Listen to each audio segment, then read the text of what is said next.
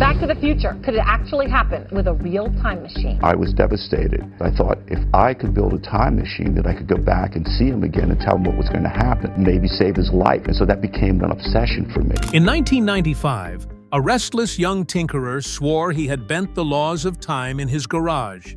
At first, his story sounded like the ramblings of a late-night caller until transformers went missing. Blackouts rippled across Missouri, and he vanished in a sudden blaze. Building on Einstein, Mallett believes he can bend time and space using light. If I'm able to twist time into a loop, I can go from the past to the present to the future, but I'm on a loop, so I can go from the future back to the past. All that remained was a scorched note. It's not about time. It's about perspective. Years later, he reappeared, and the truth he carried was stranger than anyone could imagine. The night he disappeared. The night he disappeared was the kind of night people don't forget, even decades later. Ask the neighbors who lived on that quiet Missouri street, and you'll get a dozen different accounts, some calm, some dramatic, and a few that sound almost supernatural. But they all circle back to the same image: a garage filled with strange equipment, a fire no one could explain, and a man who walked into the smoke and never came back out. It began with noise. Not the usual clatter of tools or the slam of a car hood, but a low, buzzing hum that rolled across the street like the vibration of heavy machinery. Some compared it to a generator. Others said it was closer to the static roar of high-voltage power lines. Whatever it was, it didn't belong in a suburban neighborhood. By the time the sun went down, porch lights were flickering on and off, and a few residents even claimed their TVs cut to static for a moment. Around that time, several people noticed a faint blue glow leaking through the cracks of his garage door. One neighbor, curious and slightly concerned, walked closer and said the air smelled like metal and ozone, the way it does right before a thunderstorm. He thought about knocking, but decided against it. He was always building something strange in there, the man later recalled. I figured he knew what he was doing. I just didn't want to get zapped. What happened next spread across the street in minutes. A sudden flash lit up the driveway, followed almost immediately by smoke. At first, some thought it was just another one of his odd experiments gone wrong. Maybe a short circuit, maybe a blown fuse. But when the smoke turned black and flames licked up the frame of the garage door, the situation changed. Neighbors dialed 911, and by the time sirens wailed in the distance, a crowd had gathered to watch the garage burn. The fire moved fast. Witnesses described hearing loud pops like gunshots as parts of his equipment exploded under the heat. Wires curled like snakes in the flames, and fragments of metal littered the driveway. One man grabbed a garden hose and tried to douse the fire, but it was hopeless. It was like the fire was feeding on itself, he said. I'd spray the water, but it didn't make a difference. Firefighters arrived within minutes, but even they were taken aback by what they found. The blaze wasn't spreading in the way a normal garage fire would. Most fires catch on cardboard, wood, and cloth, then move outward. This one seemed to burn from the machines outward, as if the equipment itself was the fuel. When the flames were finally under control, the garage was little more than a blackened shell. But the real shock came after the search. There was no sign of him. Not a body, not even remains. Fire officials expected at least bone fragments or something identifiable in the ashes, but the garage was empty. It was as though he had never been inside at all. Investigators sifted through what they could, pulling out scraps of wiring, shards of melted glass, and a few half-burned notebooks. One page survived long enough to be read before it disintegrated into ash. On it, scrawled in thick ink, were the words, "It's not about time. It's about perspective." The note raised more questions than it answered. Was it a message? A warning? Or just the ramblings of a man too deep in his own experiments? No one knew. All they knew was that the man who had been working in that garage was gone, and the story of his disappearance was about to take on a life of its own. For the people on that street, it was a frightening, baffling night. For everyone else who would later hear the story, it was the first chapter in a mystery that still refuses to die. But first, who was this man, really? The mysterious inventor. Before he became a name whispered on late-night radio shows and conspiracy forums, he was just another guy in the Midwest with a cluttered garage and a head full of big ideas. He wasn't a PhD physicist tucked away in a university lab, and he definitely wasn't rolling in grant money or corporate backing. He was, for all intents and purposes, the definition of a backyard tinkerer. But if you asked him, he'd say that was exactly why he had an edge. Friends described him as equal parts brilliant and reckless. He could take apart a microwave, rewire half of it, and turn it into something you couldn't even name. If you left him alone with a box of spare parts, he'd have it hooked into a circuit board before you came back with lunch. One friend remembered showing up at his place to find him balancing a Jacob's ladder, a climbing arc of electrical sparks, on an old workbench like it was a new coffee table. He had no fear, the friend said. Or maybe he just didn't think about fear. The story that really lit the fuse, though, was the one he shared on Coast to Coast AM in 1995. For the uninitiated, Coast to Coast was the kind of late-night talk show where UFOs, shadow people, and government cover-ups were daily fare. It was weird, it was wild, and people loved it. And when this young man called in to describe how he had made a steel screw vanish using a modified Jacob's ladder and a laser, listeners perked up. He wasn't stumbling through wild guesses. He explained it with a level of detail that made even skeptics pause. Of course, tinkering with forces most of us don't understand comes with risks. When his setup required more power, he didn't exactly go through official channels. Instead, he borrowed 6 massive transformers from a local power station, sparking a brownout across parts of Missouri in the process. That little stunt earned him a police record and a brief stint in jail. Locals shook their heads. Another small-town eccentric getting into trouble, but to the growing circle of people who followed his story, it made him even more fascinating. He wasn't just talking about breaking the laws of physics. He was actually trying. After his release, he promised to do things legally. He bought parts through classifieds, salvaged what he could from old machines, and leaned on a few sympathetic friends who believed in his dream. Neighbors would often catch him hauling in mysterious boxes, wires sticking out like spaghetti, muttering about needing just a little more power. If you pressed him on why he was doing all this, his answers were never the same. Sometimes he'd say he just wanted to know if it was possible. Other times he hinted at more personal reasons, something about fixing mistakes or seeing what was really out there. His tone would shift from playful to almost haunted, as if there was more behind his experiments than curiosity. People who spent time with him say he carried himself with a strange mix of confidence and detachment. He could laugh and joke like anyone else, but when the conversation turned to science, or more specifically to time, he became laser-focused. His words would pour out quickly, like he was afraid he'd lose them if he didn't say them fast enough. What made him so captivating wasn't just his experiments. It was the way he lived on the line between believability and madness. Was he a visionary, too far ahead of his time for people to take seriously? Or was he simply chasing an illusion with dangerous toys and too much imagination? By the time he vanished, he had already built a reputation as the guy who might just pull it off. Some dismissed him as a fraud. Others thought he was closer than anyone dared admit. Either way, his name stuck in the margins of fringe science, waiting for the night when he would disappear and leave the world guessing. And that's exactly what he did. The legend grows.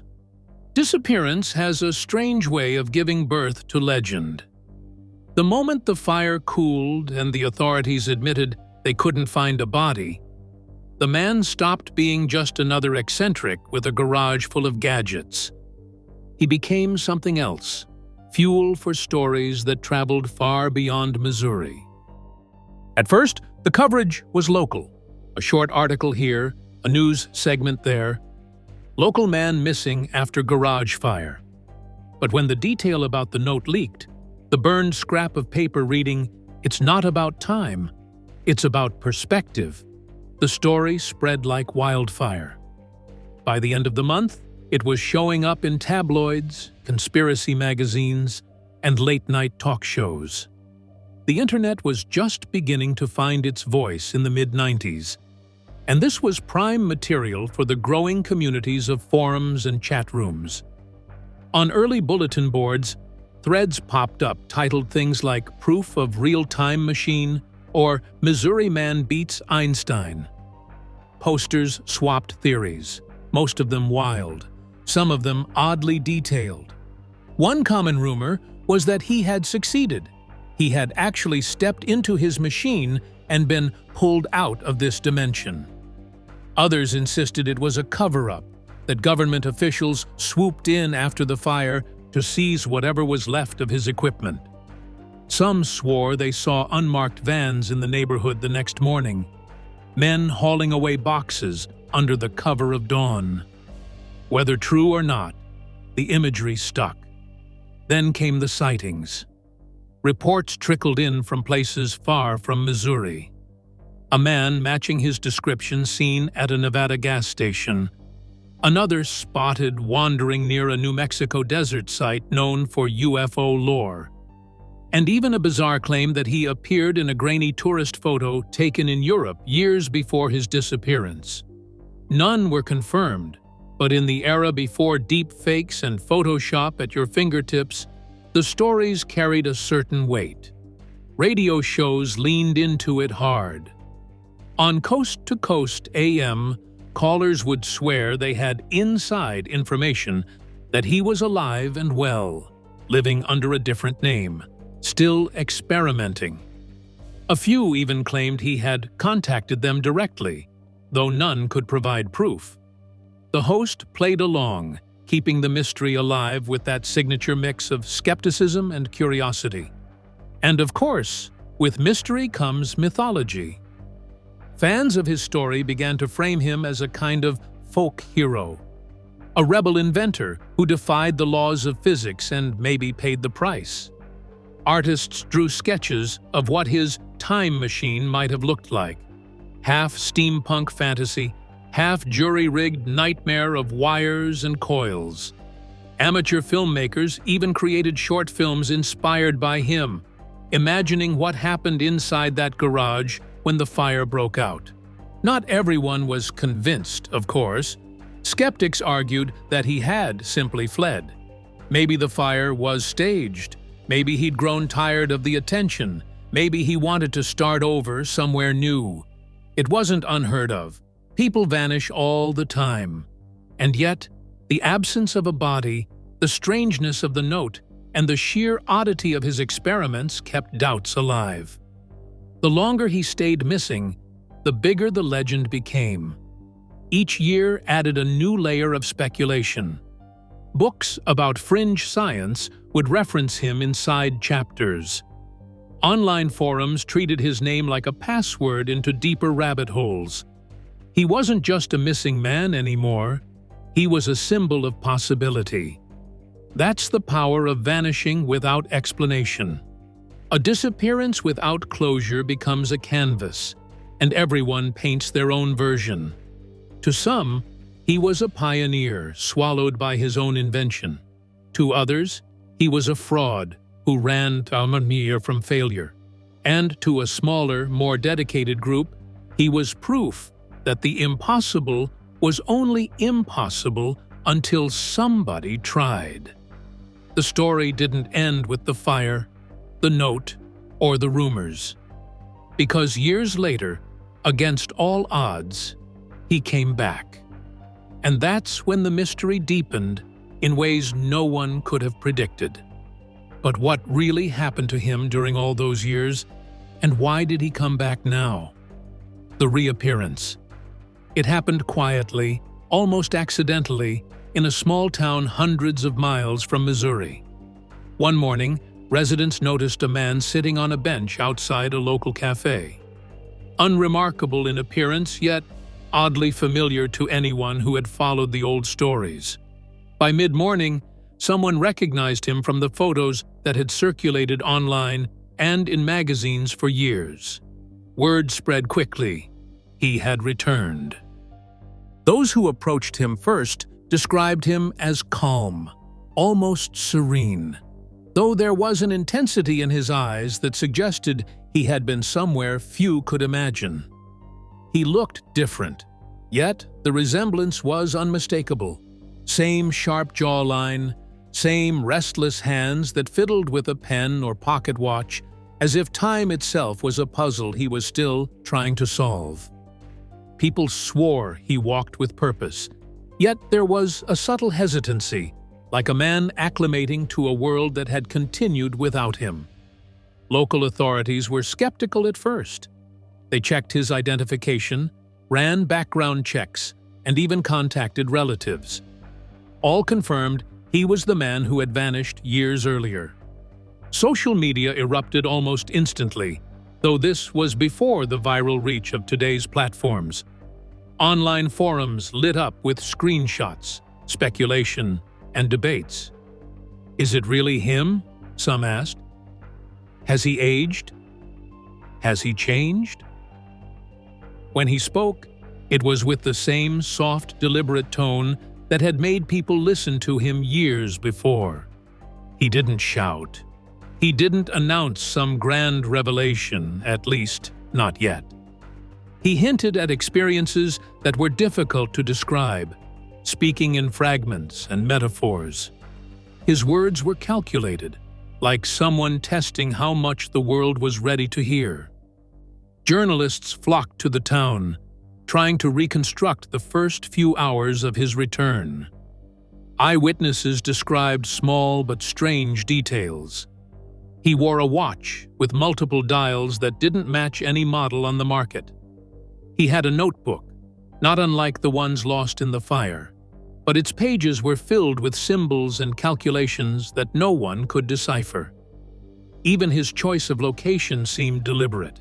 He hadn't returned to his old neighborhood or even the state he had vanished from. Among the crowd were friends and acquaintances who had feared he was gone forever. They recalled his eccentric experiments, the warnings from neighbors, and the legend that had grown online. Some hugged him. Some stood frozen in disbelief. One longtime friend later recalled the first words he said upon seeing familiar faces. "It's different than you think, but you're ready to see it." Speculation reached a fever pitch. Was he hiding in another country? Had he lived off-grid, slowly testing his experiments? Or had he truly encountered something extraordinary, something that had kept him out of reach for so long? Reporters asked questions, but answers were scarce. Each response seemed carefully measured, as though he was revealing only what he intended. Even the townspeople, who hadn't followed his story closely, couldn't ignore the ripple effect. News crews filmed the quiet streets, capturing reactions from locals who were suddenly part of a story that had begun long before they were born. Schools buzzed with curiosity. Amateur scientists debated possibilities online. He had become a living mystery again, and the world was eager for the next chapter. By the end of the week, one thing was clear. The man who had disappeared years ago had returned, and nothing about him suggested he was the same person who had vanished in a fire. Whether he had changed physically, mentally, or in ways no one could measure, He carried an aura of experience, of someone who had traveled far, beyond what ordinary life could contain. And while he didn't reveal everything at once, the promise of revelation hung in the air. People knew the legend wasn't over, not by a long shot. So what did he see or experience during all those years? And why is it a truth the world wasn't ready for? Inside the layers of reality. When he finally began to speak publicly, it wasn't with fanfare or the grand proclamations people had expected. There were no flashy demonstrations, no sparks flying from a machine. Instead, he shared stories, observations, and fragments of experience. Strange, profound, and often almost impossible to describe. He insisted that his disappearance wasn't about traveling through time in the way science fiction imagined it. Time, he said, isn't linear the way you think. It's more like a web, a series of threads overlapping, crossing, and looping in ways your mind struggles to hold. He called his experiments perspective travel, explaining that he had developed a way to experience moments in life not as past, present, or future, but as layers of possibility. According to him, what most people think of as the past is really just one thread among countless others. You think changing a decision erases a moment, he told reporters, but all your choices exist somewhere. I went to see them, not to alter them. He described visiting versions of familiar places and people, versions slightly off, or sometimes drastically different.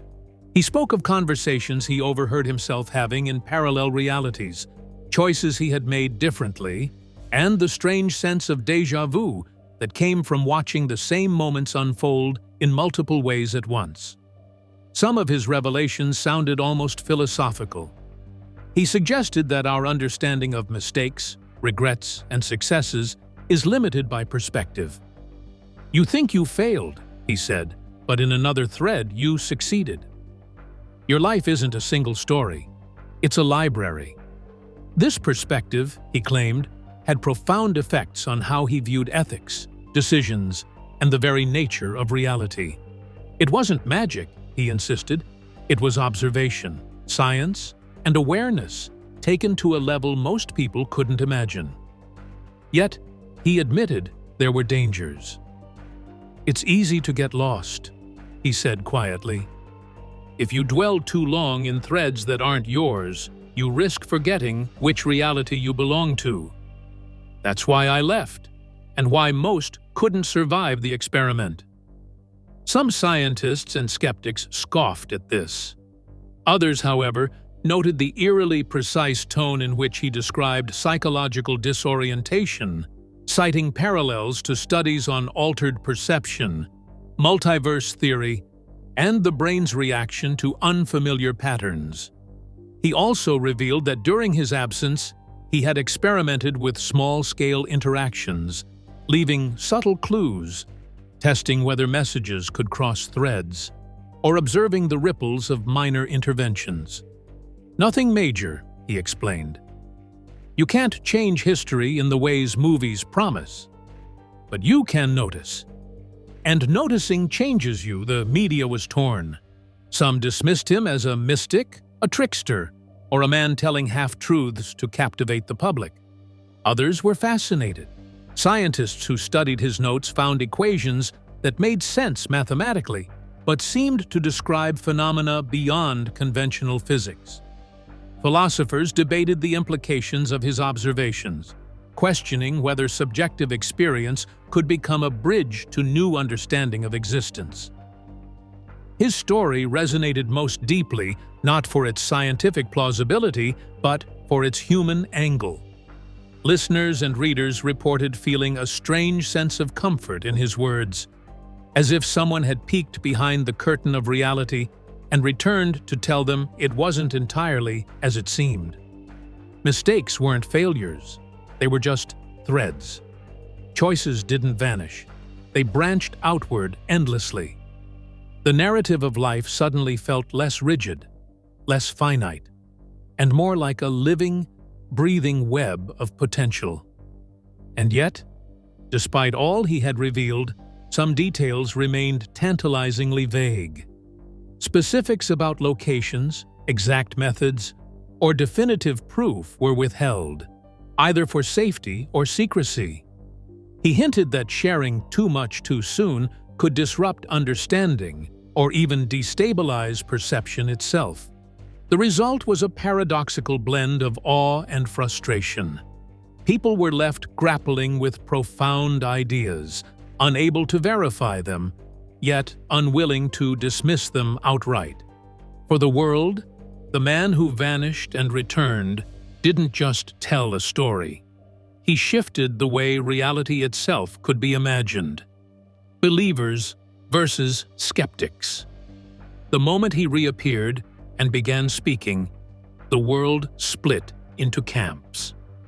On one side were the believers, people enthralled by his story, convinced that what he experienced was real and profound. On the other were skeptics, scientists, journalists, and everyday critical thinkers who saw it as a mix of clever storytelling, selective memory, and psychological trickery. And in the middle were those who didn't know which way to lean, suspended between curiosity and doubt. Believers came in many forms. Fringe science enthusiasts praised him as a pioneer, a real-life explorer venturing into realms that theoretical physics only hinted at. Online forums and discussion boards buzzed with threads like "Perspective travel confirmed" and "Threads of time, are we living multiple lives?" People dissected every word he said, trying to piece together a consistent map of his experiences. Small communities even tried to replicate his methods on a personal level, not to literally travel through time, but to experiment with altered perception, meditation, and observation, hoping to glimpse the layers he described. Some were inspired by the philosophical side of his revelations. He didn't claim to manipulate history or rewrite events. He framed his experiences as a matter of understanding life's possibilities. Self-help writers, podcasters, and thinkers latched onto this idea. "It's not time travel," one blogger wrote, "it's perspective travel, and it changes how you live every day." The message resonated. Mistakes weren't final, regrets weren't permanent, and every choice branched into infinite outcomes. Skeptics, however, were equally vocal. Scientists questioned the lack of verifiable evidence. "Extraordinary claims require extraordinary proof," one physicist remarked, pointing out that no machine survived the fire, no recordings documented his experiments, and no independent observer had confirmed the critical moments. Journalists dug into his past, highlighting the transformer theft, the fire, and his colorful radio appearances, arguing that a pattern of eccentricity and occasional illegality made a compelling story but not proof. Psychologists weighed in as well. Some suggested that his experiences could be explained as vivid dream states, dissociation, or the intense effects of isolation combined with obsessive tinkering. "He's describing phenomena in a poetic way," one researcher noted. "It's fascinating, but it may be more metaphorical than literal." Even among academics who were intrigued by the philosophical implications, there was caution. His narrative was compelling, but it wasn't verifiable in conventional scientific terms. And yet, the tension between believers and skeptics only amplified his legend.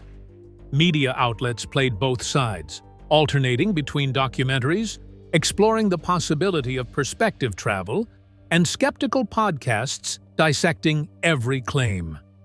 Conspiracy theorists added their own twists.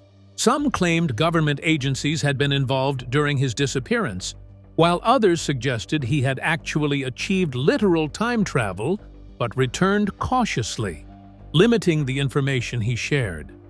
For the general public, this divide made him more fascinating. not less.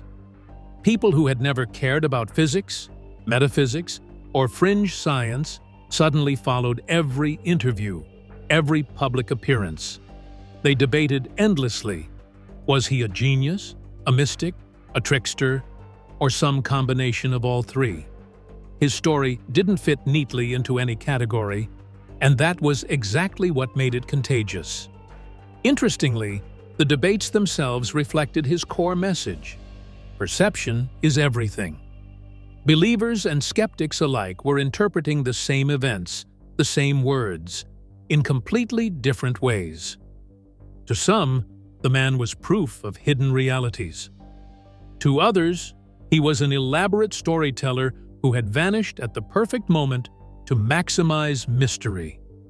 In a sense, the world itself became a reflection of his experiments, layered, subjective, and full of branching possibilities. Whether you believe him or not, one thing is undeniable. He forced people to question their assumptions, to consider the limits of knowledge, and to confront the idea that reality might be more flexible than they had ever imagined. And in that tension between doubt and wonder, his legend grew even larger. Lessons from the legend. Whether he truly experienced perspective travel or not, the story leaves a surprisingly human takeaway. At its core, it's about curiosity, persistence, and the way we interpret the world around us. The man's experiments weren't just about bending physics. They were about noticing the countless possibilities that exist in every moment. His obsession with exploring the unknown wasn't reckless.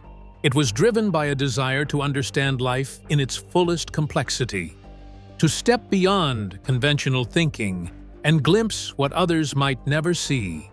In everyday life, we all navigate choices and decisions, often weighing regret or second-guessing ourselves.